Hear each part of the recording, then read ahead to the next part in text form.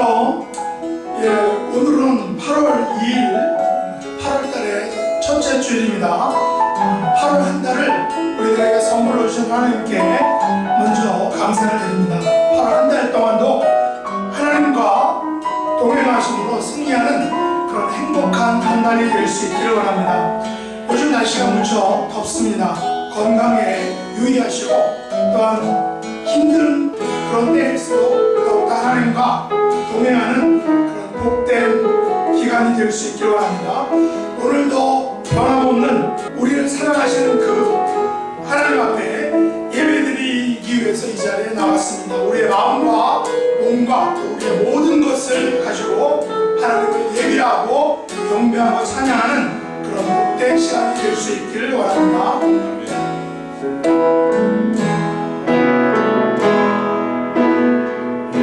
세상을 살아가는 동안에 나의 힘을 의지할 수 없으니 기도하고 낙심하지 말 것을 주께서 참 소망이 되시리라. 주의 길을 걸어가는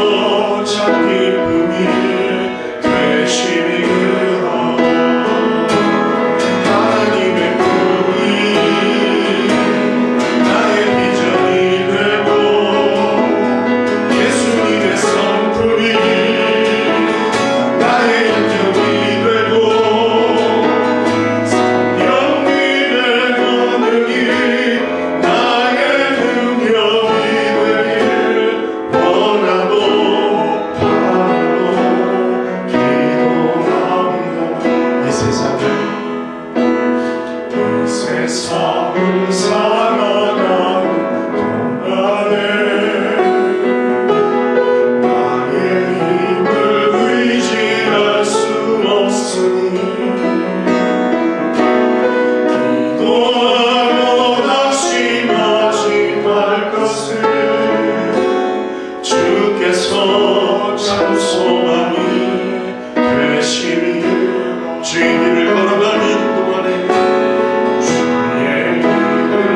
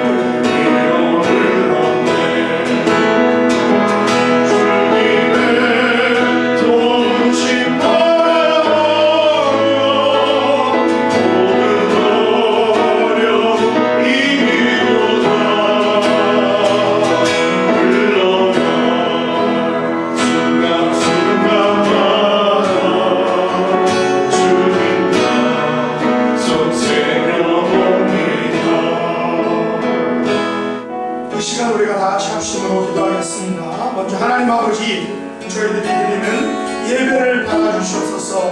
예배를 통하여 하나님을 만나고 하나님께서 주시는 구원의 기쁨과 영생의 소망과 또한 천국 진 다음 삶을 이 땅에서 살아갈 수 있도록 하나님 은혜 베풀어 달라고 합심으로 기도하고, 두 번째는 8월 한 달을 하나님 아버지께 의탁하오니 개인과 가정과 교회를 축복해 주셔서 이 8월 한 달을 통해서 하나님께 영광 돌리고 하나님께서 주시는 놀라운 은혜를 누리는 그런 복된 8월 한 달 되게 달라고, 마지막으로 우리 지체들 중에서 육신의 연약함으로 고통받은 분들, 그분들의 개인의 문제, 가정의 문제, 자녀들의 문제 하나님께서 함께 해주심으로 회복시켜달라고, 하나님의 놀라운 긍휼과 자비를 맛보는 삶이 되게 달라고 다 같이 합심으로 기도하겠습니다.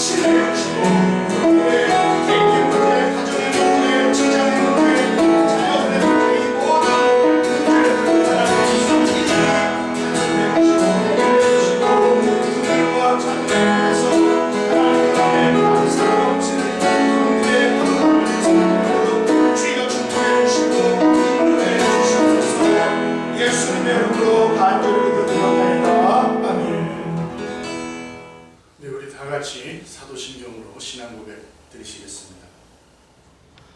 전능하사 천지를 만드신 하나님 아버지를 내가 믿사오며 그 외아들 우리 주 예수 그리스도를 믿사오니 이는 성령으로 잉태하사 동정녀 마리아에게 하시고 본디오 빌라도에게 고난을 받으사 십자가에 못 박혀 죽으시고 장사한 뒤 사흘 만에 죽은 자 가운데서 다시 살아나시며 하늘에 오르사 전능하신 하나님 우편에 앉아 계시다가 저리로서 산 자와 죽은 자를 심판하고 오시리라. 성령을 믿사오며 거룩한 공회와 성도가 서로 교통하는 것과 죄를 사하여 주시는 것과 몸이 다시 사는 것과 영원히 사는 것을 믿사옵나이다. 아멘.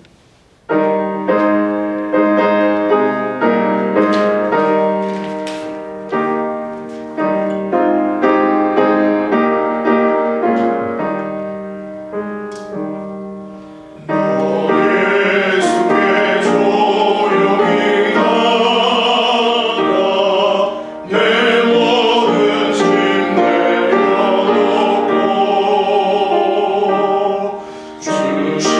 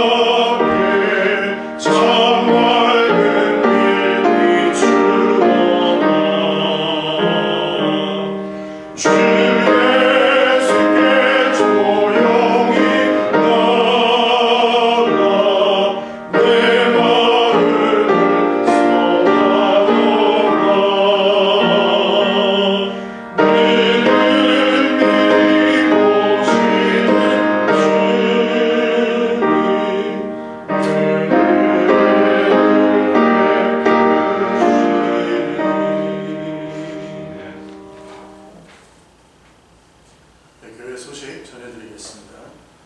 네, 오늘은 8월 첫째 주일입니다. 8월 달도 하나님께 맡기는 귀한 달이 되기를 원합니다.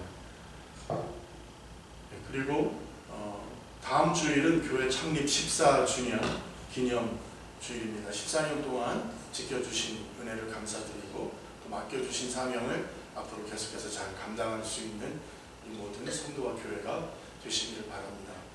그리고 우리 작성하신 사도행전 답안지는 우편으로 보내주시거나 또는 사진, 스마트폰으로 사진을 찍으셔서 사진 찍으신 것을 담임 목사님께 카톡으로 보내주셔도 되겠습니다. 그리고 온라인으로 예배를 드리는 기간 동안 헌금은 교회 주소로 보내주시거나 은행 계좌로 직접 드려주시기를 바랍니다. 그리고 우리 교회적으로 기도하고 있는 이 연약한 이 성도들을 위해서 항상 기도해 주시기 바랍니다. 우리 함께 기도하겠습니다. 사랑의 하나님, 감사합니다. 하나님의 귀한 은혜 가운데 오늘도 우리가 하루를 살아갑니다.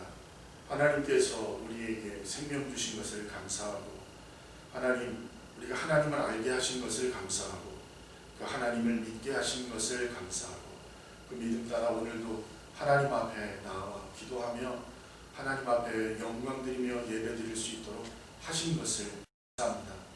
하나님, 우리가 하나님께서 우리에게 베풀어 주신 귀하신 은혜와 하나님 인도하심 따라 하나님께서 기뻐하시는 백성의 모습으로 살아가기에 부족함이 없게 하나님 도와주시고, 특별히 코로나로 인하여서 전 세계가 고통받는 가운데 있는데 하나님, 우리가 이 시대를 돌아보며 우리의 모습을 다시 한번 돌아보고 하나님 아버지 앞에 회개하고 자복할 수 있는 역사가 일어나게 하시고, 먼저 우리 그리스도인들이 하나님 앞에 무릎 꿇고 회개 기도하는 가운데 하나님 이 코로나 사태를 벗어날 수 있게 하시고, 하나님 그 전보다 더 귀한 믿음으로 주께 영광 돌릴 수 있도록 도와주시며 온 교인이 함께 모여 하나님 앞에 찬양하며 경배하는 귀한 예배가 회복될 수 있도록 하나님 도와주옵소서.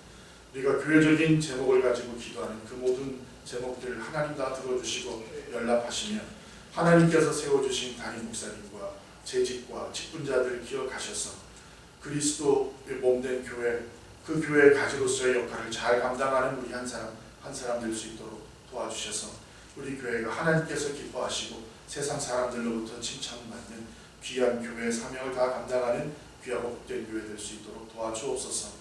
오늘도 하나님 아버지 앞에 드려지는 예배 위에 함께 하시고 하늘의 문을 여시고 신령한 은혜로 함께하여 주실 줄을 믿사오며 모든 말씀을 예수님의 이름으로 감사하며 기도합니다.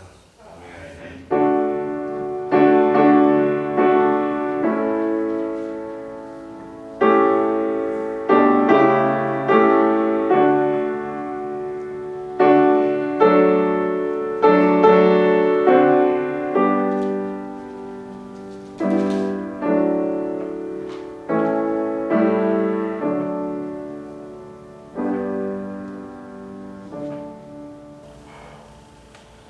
네, 성경 말씀 보시겠습니다. 성경 말씀은 에베소서 4장 25절에서 32절까지의 말씀입니다.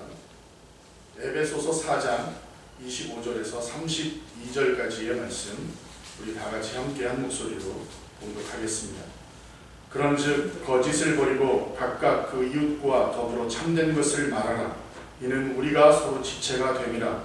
분을 내어도 죄를 짓지 말며 해가 지도록 분을 품지 말고 마귀에게 틈을 주지 말라. 도둑질하는 자는 다시 도둑질하지 말고 돌이켜 가난한 자에게 구제할 수 있도록 자기 손으로 수고하여 선한 일을 하라. 무릇 더러운 말은 너희 입 밖에도 내지 말고 오직 덕을 세우는 데 소용되는 대로 선한 말을 하여 듣는 자들에게 은혜를 끼치게 하라. 하나님의 성령을 근심하게 하지 말라. 그 안에서 너희가 구원의 날까지 인치심을 받았느니라. 너희는 모든 악독과 노함과 분냄과 떠드는 것과 비방하는 것을 모든 악의와 함께 버리고 서로 친절하게 하며 불쌍히 여기며 서로 용서하기를 하나님이 그리스도 안에서 너희를 용서하심과 같이 하라. 아멘. 이 시간에는 찬송가 407장 함께 찬송 드리겠습니다.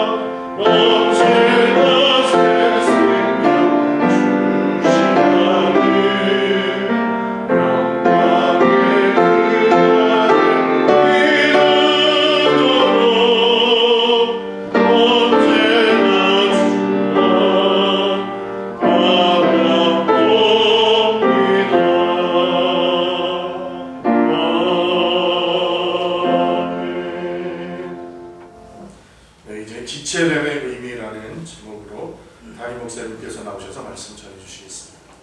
예, 말씀을 전하기 전에 먼저 우리 사도행전 그 성경 퀴즈 대회를 하려고 했다가 대회는 못하고 지금 상황에서 그래서 문제지를 나눠줘서 문제를 답을 해서 보내달라고 하셨는데 보내주신 분이 많지 않습니다. 1번 타자가 우리 김혜정 사모님, 그 다음에 오늘 2번 타자가 우리 박혜정 사모님, 두 혜정 사모님께서 해주셨는데 다른 분들도 분발하시고 원래는 지난주까지가 데드라인이었는데 이번 주까지 피리어드 은혜의 기간을 다시 연장하겠습니다. 이번 주까지 보내주셔서 그래서 완전 상품은 사놨는데 지금 이 상품을 받아갈 분들이 없어서 지금 아닙니다. 열심히 해주시기 바랍니다. 오늘 함께 나눌 말씀의 제목은 지체됨의 의미입니다. 지난주에 우리는 이제부터 오직이라는 그런 제목으로 옛사람과 새사람 또 옛생활과 새생활에 대해서 살펴봤습니다. 이제부터 이방인의 삶을 살지 말고 오직 그리스도인의 삶을 살자. 또 이제부터 옛사람을 벗어버리고 오직 새사람을 입자라는 것이었죠. 하지만 지난 시간에는 옛사람을 벗고 또 새사람을 입어야 한다는 그런 원론적인 이야기를 했습니다. 오늘 이 시간에는 좀 구체적이고 실천적인 이야기를 함께 나누려고 합니다. 다시 말해서 우리가 어떻게 옛사람을 벗어버릴 수 있는지 그리고 어떻게 새사람을 입을 수 있는지 실제적인 그런 것들을 같이 나누려고 합니다. 자, 이 같은 구체적인 방법을 오늘 제목처럼 지체됨의 의미라 단어를 통해서 한번 같이 살펴보려고 합니다. 우리가 하나님과 사람 앞에서 옛사람을 벗어버려야 하는 이유가 어떤 것이겠습니까? 우리가 하나님과 사람 앞에서 또한 새 사람을 입어야 하는 그런 이유가 무엇이겠습니까? 첫째는 우리가 하나님과 지체되었기 때문입니다. 우리는 하나님을 따라 의와 진리의 거룩함으로 지으심을 받은 새로운 사람들이기 때문입니다. 두 번째는 우리는 예수님 안에서 부르심의 한 소망 안에서 부름을 받은 서로 연결되고 서로 결합된 각 지체들이기 때문이다 라는 것입니다. 그러면 먼저 새 사람이 벗어야 할 것들이 어떤 것이겠습니까? 바울은 오늘 본문에서 무려 5가지를 말하고 있는데 오늘은 2가지만 살펴보겠습니다. 첫째, 새 사람은 거짓을 버리라 하고 이렇게 말합니다. 25절 같이 한번 읽어보도록 하겠습니다. 그런즉 거짓을 버리고 각각 그 이웃과 더불어 참된 것을 말하라. 이는 우리가 서로 지체가 되니라. 여기서 거짓이 어떤 것이겠습니까? 성경은 거짓의 아비가 누구라고 말하죠? 요한복음 8장 44절에 보면 예수님께서 이렇게 말씀하셨습니다. 너희는 너희 아비 마귀에게서 났으니 너희 아비의 욕심대로 너희도 행하고자 하느니라. 그는 처음부터 살인한 자요 진리가 그 속에 없으므로 진리에 서지 못하고 거짓을 말할 때마다 제 것으로 말하나니 이는 그가 거짓말쟁이요 거짓의 아비가 되었음이라 라고 예수님이 이 거짓에 대해서 이야기를 하셨습니다. 거짓의 아비가 마귀다. 또 정확하게 말하면 사탄이죠. 사탄은 하나님처럼 높아지려는 그런 욕심 때문에 타락했습니다. 사탄은 아담과 또 하와를 유혹할 때도 그들이 가지고 있는 그 욕심을 자극했습니다. 그들에게 하나님처럼 될 수 있다라고 거짓말을 했죠. 거짓과 관련해서 자료를 찾는 중에 스캇 팩이라는 그런 작가가 쓴 거짓의 사람들이란 책을 봤는데 사서 보지는 못하고 그 책에 대한 서평을 쭉 읽어봤습니다. 같이 한번 어떤 책인지 한번 볼까요? 스캇 팩의 거짓의 사람들 번역이 됐는데 뭐 인간 악의 치료에 대한 희망 이런 것들입니다. 좀 어렵게 생긴 것 같은데 아무래도 심리학 정신과 교수이기 때문에 어려울 것 같은데 어쨌든 그 사람의 그런 이야기를 간단하게 이렇게 서평을 달아놨는데 어떤 것이냐면 성경에서 거짓의 아비는 사탄이고 또 보이지 않는 악의 실체라고 합니다. 여기서 거짓의 사람들이라는 것은 악한 사람들을 말합니다. 그럼 악한 사람들은 어떤 사람들이겠습니까? 거짓말쟁이들을 말하는 것일까요? 여기서는 그렇지 않다라고 말합니다. 우리가 흔히 말하는 거짓말쟁이들은 그 대상이 타인이지만 이 책에서 말하는 그 악한 사람들의 타겟은 다른 사람이 아니라 자기 자신이라는 것입니다. 거짓의 사람들은 남을 속이기 이전에 자신을 먼저 속인다는 것입니다. 자신을 속이는 이유는 숨길 것이 있기 때문이고 또 숨기는 이유는 숨길 만한 것이 어쩌면 숨겨야만 하는 것이 있기 때문이다라는 것입니다. 남에게 발각되면 자신의 입지가 난처해지는 상황을 미연에 방지하기 위해서 그들은 진실을 숨김으로써 발빠르게 움직인다라는 것입니다. 그래서 여기서 거짓은 진실보다 빠르게 움직인다라고 이렇게 이야기를 한다는 것입니다. 그렇다면 그들은 무엇을 또 때로는 자신의 목숨까지도 걸면서 그것을 그리 숨기려고 하는 것일까 하는 것입니다. 바로 자신의 악한 의지를 숨기려고 한다는 것입니다. 이 악한 의지는 나의 이익에 초점이 맞춰져 있다고 합니다. 나의 이익을 위해서 남을 희생하거나 또 파괴하는 그런 일까지 서슴지 않는다는 것이죠. 저자는 evil, 이 악의 철자를 evil, 이것을 거꾸로 할 때 live, live, 살다가 된다라고 이렇게 이야기를 했습니다. 하지만 저는 이것을 이렇게 말하기를 원합니다. 살려고 하다가 살려고 악을 행하다가 결국은 사단의 노예가 되어서 죽게 된다는 것으로 저는 그렇게 해석하기를 원합니다. 이 스캇 팩에 의하면 악이란 자신의 병적인 자아의 정체를 방어하고 또한 보존하기 위해서 다른 사람의 정신적 성장을 파괴하는 데 힘을 행사하는 것이다 라고 이렇게 말하고 있습니다. 또한 악은 인간을 죄에 빠뜨린 다음에 숙주로 삼아 인간들을 파괴의 무대에 올려놓고 자신은 그 무대 뒤에서 숨어버린다 라고 이렇게 말합니다.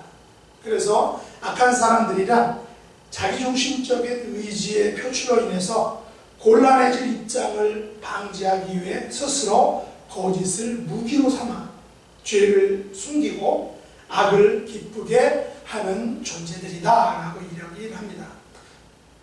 그래서 바울은 이 같은 이유로 인해서 성도들에게 오늘 본문에 보면 거짓을 버리라 라고 이렇게 말한 것이라고 생각합니다. 우리도 마찬가지죠. 우리의 모든 삶의 영역에서 나 자신을 속이고 또 남을 속이려고 하는 이 거짓의 유혹, 사단의 유혹에서 벗어나야 한다는 것입니다. 자유로워져야 한다는 것입니다. 그러면 거짓을 버리고 무엇을 해야 할까 하는 것입니다. 바울은 어쩌면 이 거짓을 버리는 방법으로 우리들에게 적극적인 방법을 알려주고 있습니다. 그것은 바로 참된 것을 말하라 라는 것입니다. 여기서 참된 것을 말하라는 것은 그 사람의 말과 어떤 실제를 일치시키라는 것입니다. 자신이 한 말과 자신이 사는 그 삶을 일치시키라는 거죠. 말은 이렇게 하고 삶은 저렇게 살면 안 된다는 것입니다. 이것은 비단 그리스도인이든 또 비그리스도인이든 모두에게 참 어렵지만 그러나 도전을 주는 그런 삶이기도 합니다. 요즘 한국에서는 서울시장이 자살을 했는데 그 이유가 약 4년 동안 그 여비서를 성추행했다는 의혹과 관련되어 있다고 말합니다. 이 같은 비극적인 선택을 한 이유는 본인이 바로 최초로 여성인권 대변자로서 1990년대에 세상을 떠들썩하게 했던 서울대 교수의 제자 정기롱 사건을 승소해서 일약 스타가 되었습니다. 그리고 그는 시장이 되어서 자칭 페미니스트 시장이라고 했고 또 최초로 그 시에 젠더 특보까지 세웠는데 그가 자신의 비소를 성희롱한 사건의 가해자가 되어서 결국은 극단적인 선택을 했다는 것입니다. 이것을 바울식으로 표현하자면 각각 그 이웃과 더불어 참된 것을 말하라 라는 그것을 아마 정면으로 위반한 것이 아닐까 그렇게 생각을 합니다. 서울시장이 여비서를 진정한 이웃으로 생각했다면 또 서로 지체라고 생각했다면 그런 행동과 결과가 나오지 않았을 것이기 때문입니다. 우리는 내가 한 말과 또 내가 살고 있는 그 삶이 일치되는 삶을 살아야 한다는 것입니다. 이웃에게, 지체에게 거짓을 버리고 참된 것을 말해야 된다는 것이죠. 왜냐하면 우리가 서로 지체이기 때문입니다. 우리는 서로 모모한 부분, 없어서는 안 될 그런 소중한 지체이기 때문이라는 것이죠. 바울은 에베소서 4장 15절에서 이렇게 말했습니다. 오직 사랑 안에서 참된 것을 하여 범사에 그에게까지 자랄지라. 그는 머리니 곧 그리스도라고 이렇게 이야기를 했죠. 사랑 안에서 참된 것을 할 때에만 우리는 예수 그리스도에게까지 자랄 수 있다는 것입니다. 거짓이 아닌 참된 것을 말해야 한다는 것입니다. 그런데 참된 것을 말한다는 것은 바로 너와 나의 관계, 또 나와 이웃과의 그런 관계 속에서 이루어져야 한다는 것입니다. 그러므로 우리가 이웃과 더불어 참된 것을 말해야 하는 이유가 어떤 것이라고 말합니까? 그것은 우리가 서로 지체이기 때문이라는 것입니다. 여기서 지체라는 것은 한 형제를 말합니다. 예수 그리스도를 머리로 한 각 부분이, 각 마디가 연결된 것, 바로 그것이 지체라는 것이죠. 그래서 한 부분이 아프면 다른 부분이 아픈 것입니다. 이유는 서로 지체이기 때문에 서로 연결되어 있기 때문이죠.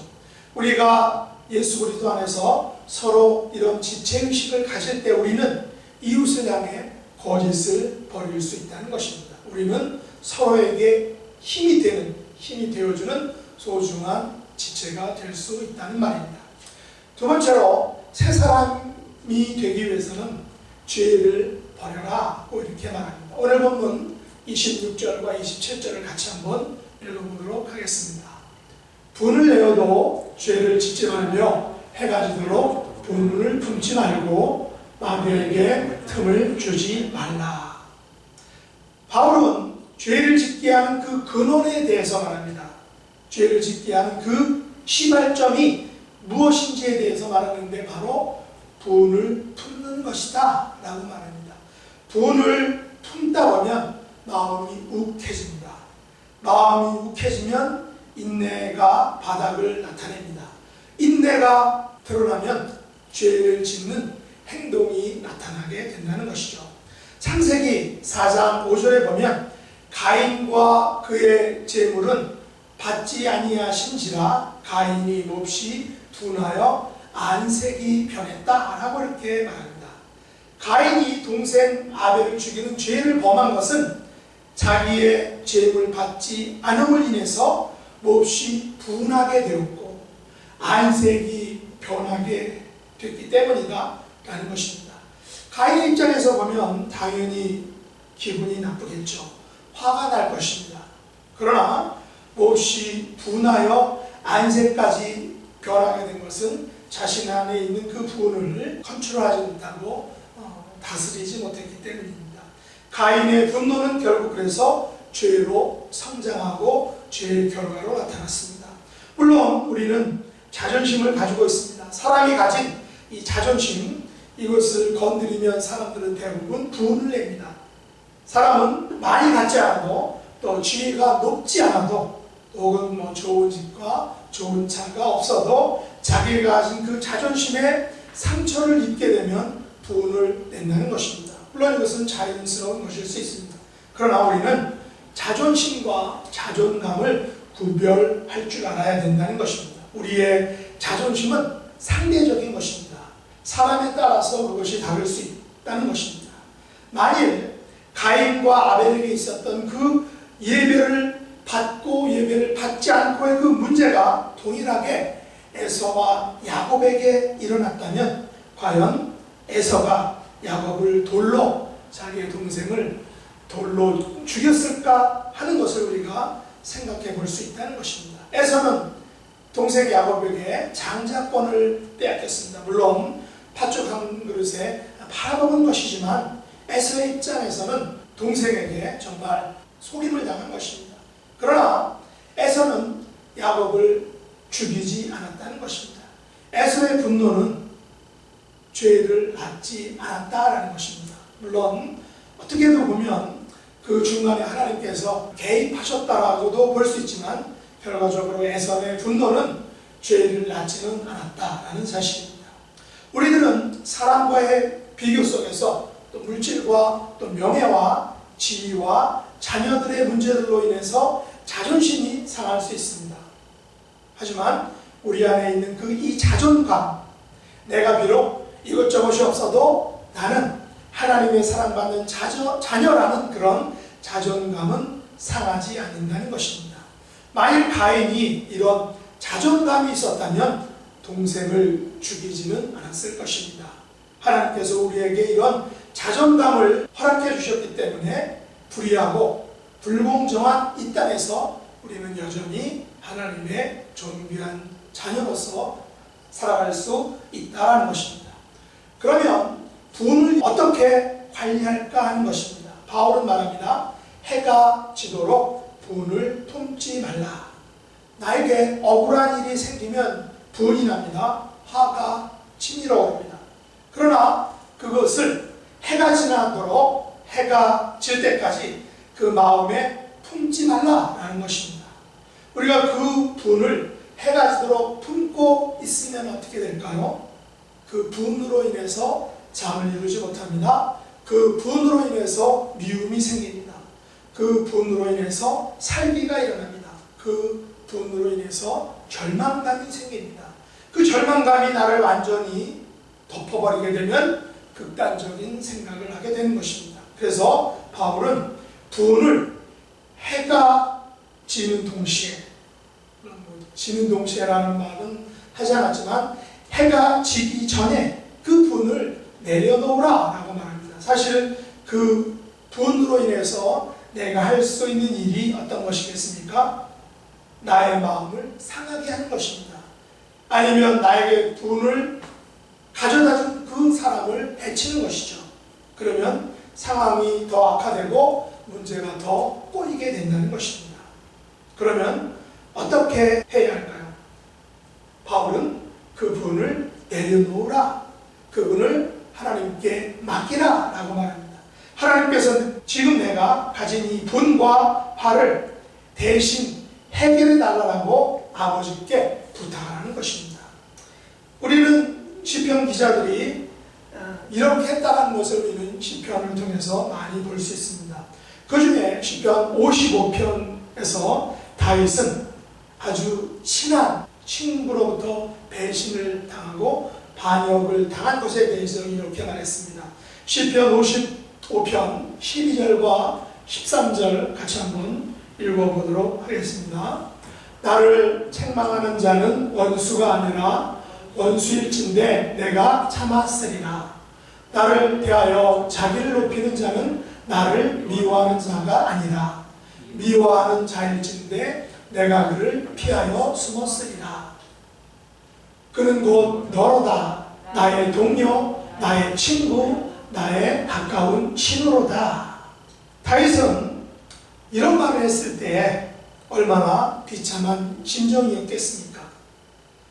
여러분은 지금까지 살아오시면서 동료나 혹은 친구나 아주 가까운 사람에게 배신당해 보신 적이 있습니까?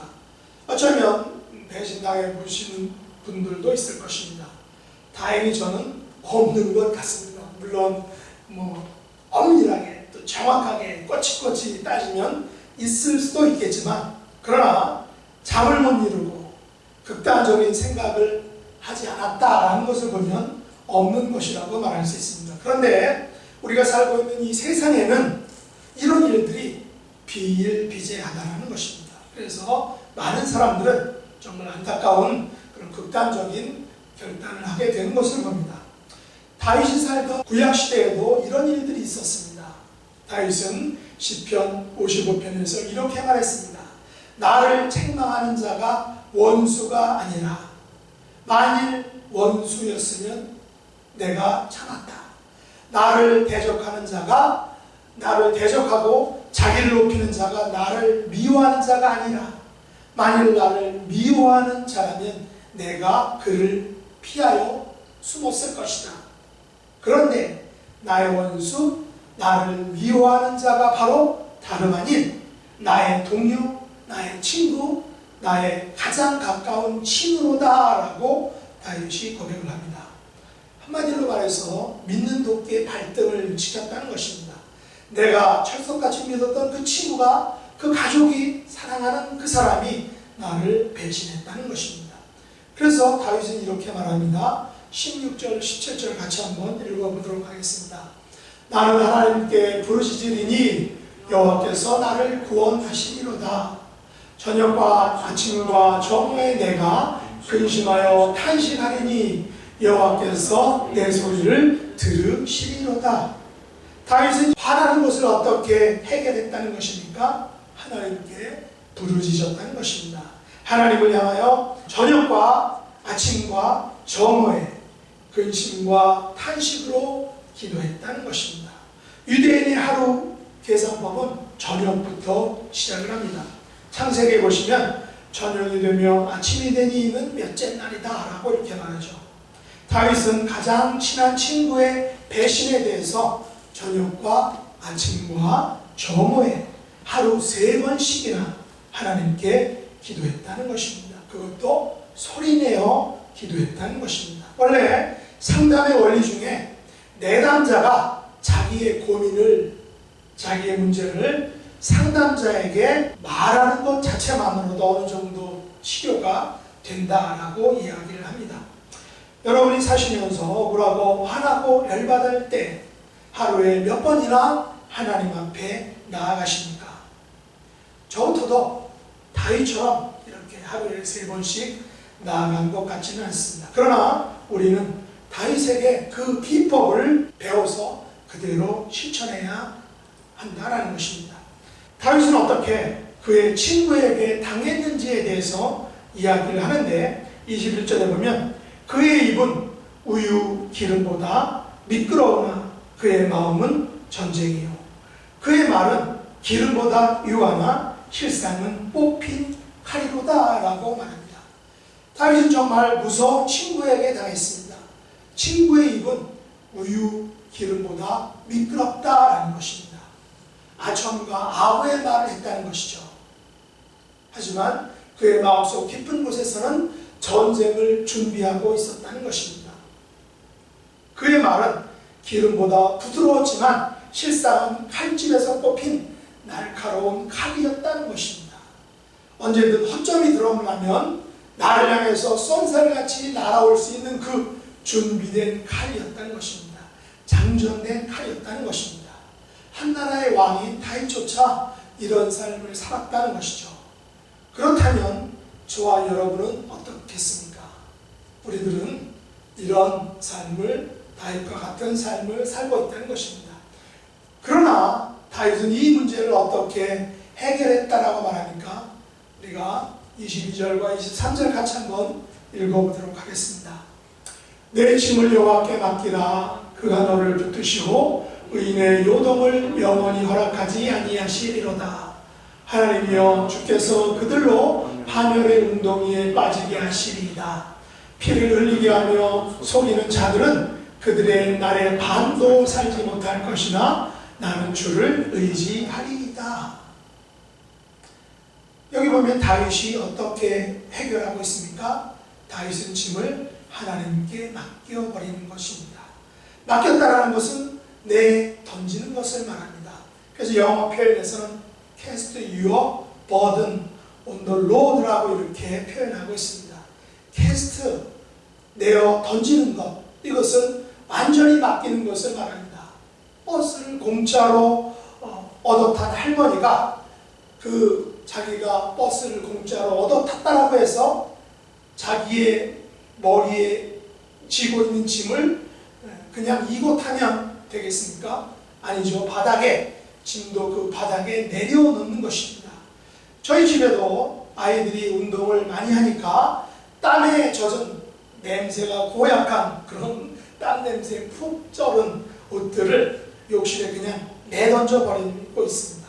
그러면 그것을 세탁하는 것은 저의 담당입니다. 물론 장가를 가서 와이프에게 푸사리를 먹지 않으려면 예쁘게 벗어놓는 것을 배워야 할 것입니다. 그러나 아직은 학생들로서 집에서 입은 옷들을 그냥 휙 하고 벗어놓는다는 것입니다. 이처럼 우리가 하나님 앞에서 가진 특권이 바로 이런 것과 같다는 것입니다. 우리의 모든 짐들, 고민들, 또 염려와 근심과 걱정들을 우리 하나님 아버지 앞에 그냥 휙 하고 던지는 것입니다. Cast my burden on the Father. 아버지께 그냥 휙 던져버리는 것이죠. 다윗이 자기의 짐을 하나님 앞에 던져버리니까 어떻게 해결되었다고 말합니까? 하나님께서 그의 원수를 파멸의 웅덩이에 빠뜨렸다라고 말합니다. 하나님께서 원수들에게 주어진 그 생명의 연수에 반도 살지 못하게 하셨다는 것입니다. 원수들이 요절했다는 것입니다.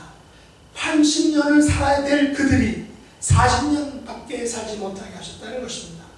우리는 이런 사실을 전혀 알 수 없습니다. 그러나 하나님께서 그렇게 하시겠다라고 말씀하셨다는 것입니다. 그러나 다윗은 어떻게 되었습니까? 주를 의지하게 되었다고 고백합니다.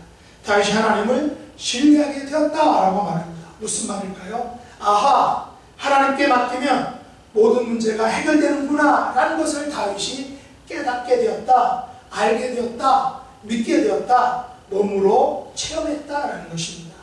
그래서 18절에 보면 하나님께서 그의 생명을 구원하사 평강하게 하셨다라고 말합니다.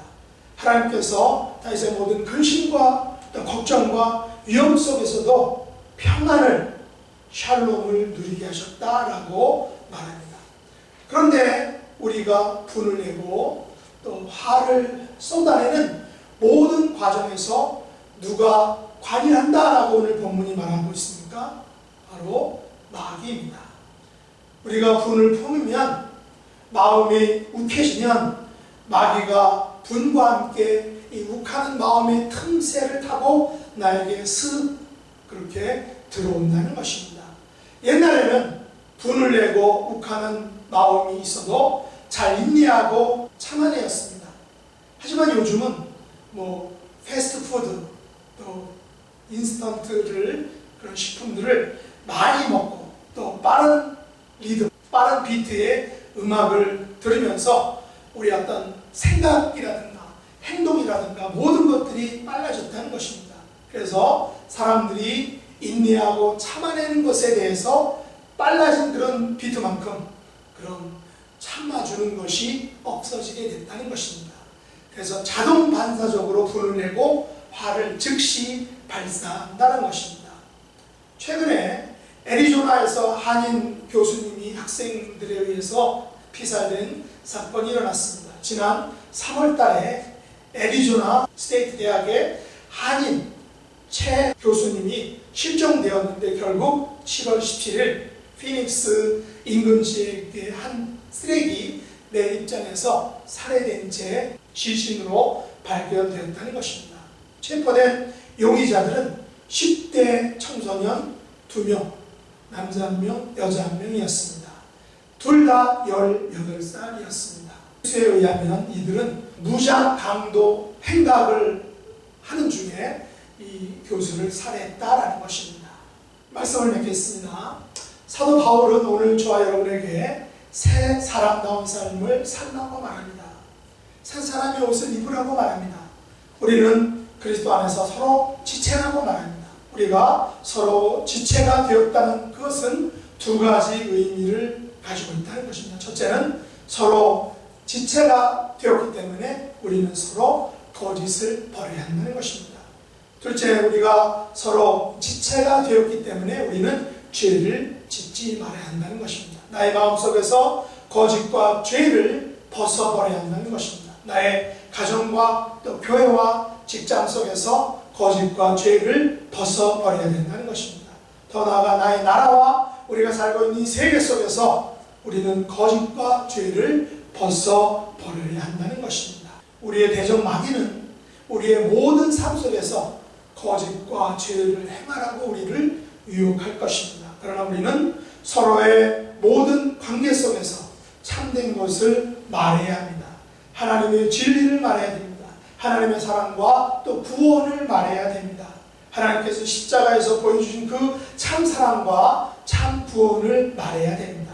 이것을 말하는 것이 서로 지체가 된 저와 여러분의 사명이고, 이것을 전하는 것이 바로 우리 교회의 사명이라는 것입니다. 기도하겠습니다. 하나님 아버지, 저희들을 거짓과 죄에서 벗어나게 하신 것을 감사합니다.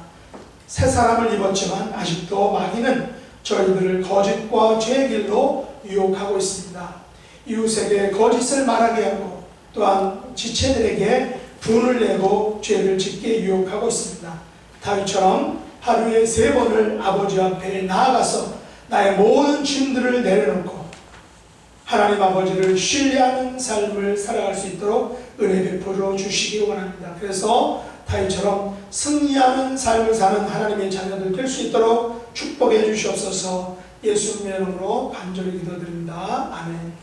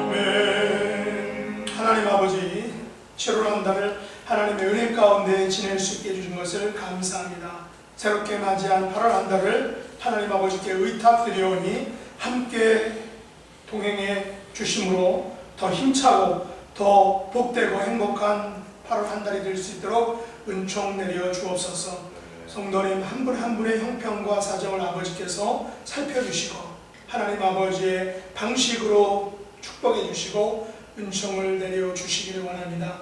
하나님 아버지 앞에 나올 때 열의 하나를 구별하여 드리고 각종 예물을 감사와 소원을 담아 드리오니 하나님 기뻐 받아주시고 귀한 물질이 사용되는 곳에 하나님의 영광이 나타나게 도와주시며 드리는 기쁨에 더 귀하고 값진 은혜들로 축복해 주시옵소서.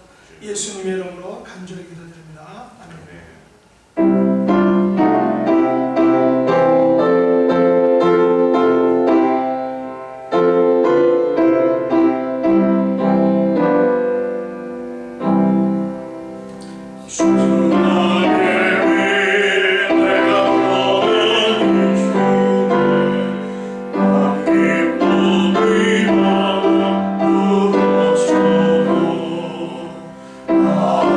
아버지께서